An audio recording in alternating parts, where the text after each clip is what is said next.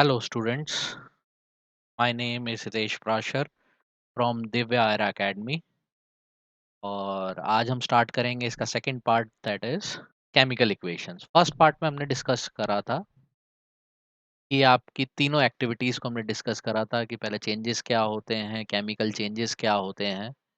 ठीक है, first activity में हमने देखा था कि जैसे मैग्नीशियम को रिबन को आप बर्न करते हो ऑक्सीजन के अंदर तो आपको मैग्नीशियम ऑक्साइड मिलता है that is white PPT, right. Second equation हमने देखी थी कि आपने लेड नाइट्रेट सॉल्यूशन लिया था, लेड नाइट्रेट सॉल्यूशन आपने लिया था और इसको ट्रीट कराया था पोटेशियम आयोडाइड के साथ, तो आपको मिला था PbI2। ठीक है, ये वाइट ऊपर वाला पाउडर है PbI2 basically again yellow PPT मिलती है, कलर का बहुत ध्यान रखना। और साथ में मिलेगा KNO3 पोटेशियम नाइट्रेट। ठीक है, थर्ड एक्टिविटी में हमने देखा था जिंक ग्रैन्यूल लिया था, जिंक के छोटे छोटे पीसेस लिए थे, ग्रैन्यूल्स मतलब छोटे पीसेस, और उसको ट्रीट कराया था पहले हमने HCl के साथ। तो जब हमने इसको HCl के साथ ट्रीट कराया था तो यहाँ बना था ZnCl2 और साथ में हाइड्रोजन गैस रिलीज हुई, this is zinc chloride.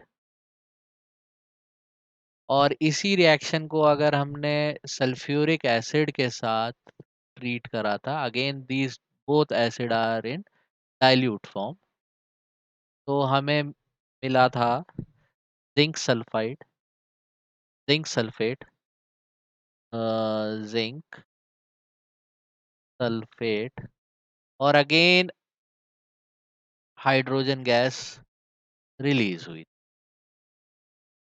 Right. तो ये तीनों एक्टिविटीज हमने डिस्कस कर ली थी। अब आप ये समझ रहे होंगे कि केमिकल इक्वेशंस को नेक्स्ट पार्ट में कि केमिकल इक्वेशंस को हम लिखते कैसे हैं। ठीक है, तो इसको रिप्रेजेंट करने के बहुत सारे फॉर्म्स हैं। तो जो हमारा फर्स्ट फॉर्म आता है that is sentence form.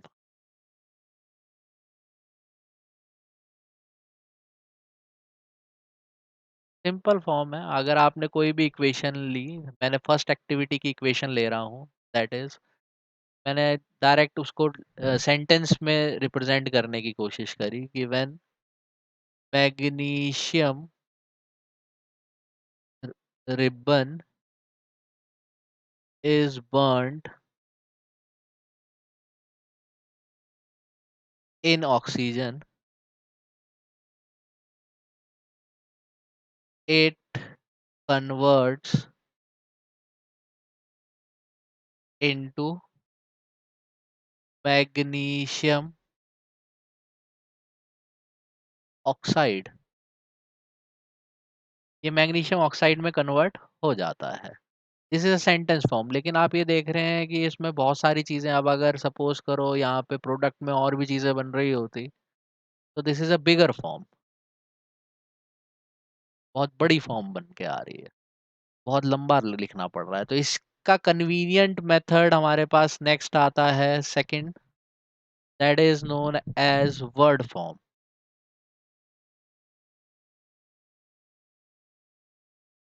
Word form में इसी सेम इक्वेशन को हम ऐसे लिख सकते हैं कि magnesium plus oxygen gives magnesium oxide. अब ये देखिए, आपका ये छोटी फॉर्म है, ज़्यादा इसमें वर्ड्स का यूज नहीं है। सिंपल आपने इस तरफ रिएक्टेंट्स लिख दिए और इस तरफ आपने प्रोडक्ट लिख, तो मतलब LHS साइड पे आपके लेफ्ट हैंड साइड पे आपका रिएक्टेंट्स आते हैं और आरएचएस साइड पे आपके प्रोडक्ट्स आते हैं। ठीक है, इसमें एक और चीज समझने वाली बात है कि आप दो रिएक्टेंट्स को सेपरेट प्लस साइन से करते हैं, और अगर सपोज ये P1 प्रोडक्ट है, यहाँ पर एक और प्रोडक्ट निकल के आता है दैट इज P1, उसको भी आप सेपरेट प्लस साइन से ही करेंगे। ठीक है, सेपरेशन के लिए plus sign use. Second part इसमें देखिए हमने एक एरो का यूज किया है। तो एरो का जो हेड है, this is the head of arrow.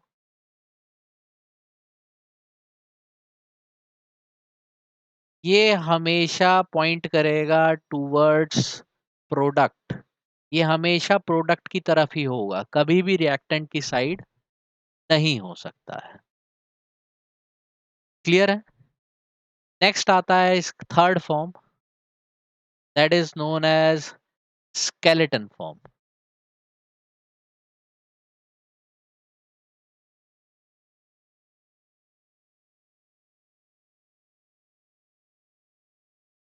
Skeletal form, ठीक है। स्केलेटन फॉर्म को हम बेसिकली क्या कहते हैं, दिस इसमें हम कोई भी वर्ड्स का यूज नहीं करेंगे। We are not using words over here. हम वर्ड्स की जगह फॉर्मूलाज यूज करते हैं। ये फॉर्मूला क्या होते हैं? ये फॉर्मूले आपने नाइन्थ क्लास में पढ़े होंगे। जैसे मैग्नीशियम को हम क्या कहते हैं? Mg।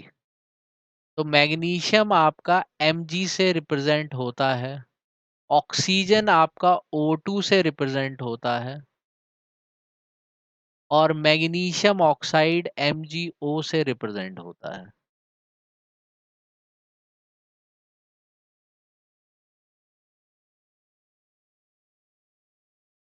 समझ रहे हैं? ठीक है, तो स्केलेटन फॉर्म में कैसे लिखी जाएगी equation? Same equation, when magnesium is burned in oxygen, it will give magnesium oxide. तो इस इक्वेशन को हम स्केलेटन फॉर्म कह देते हैं।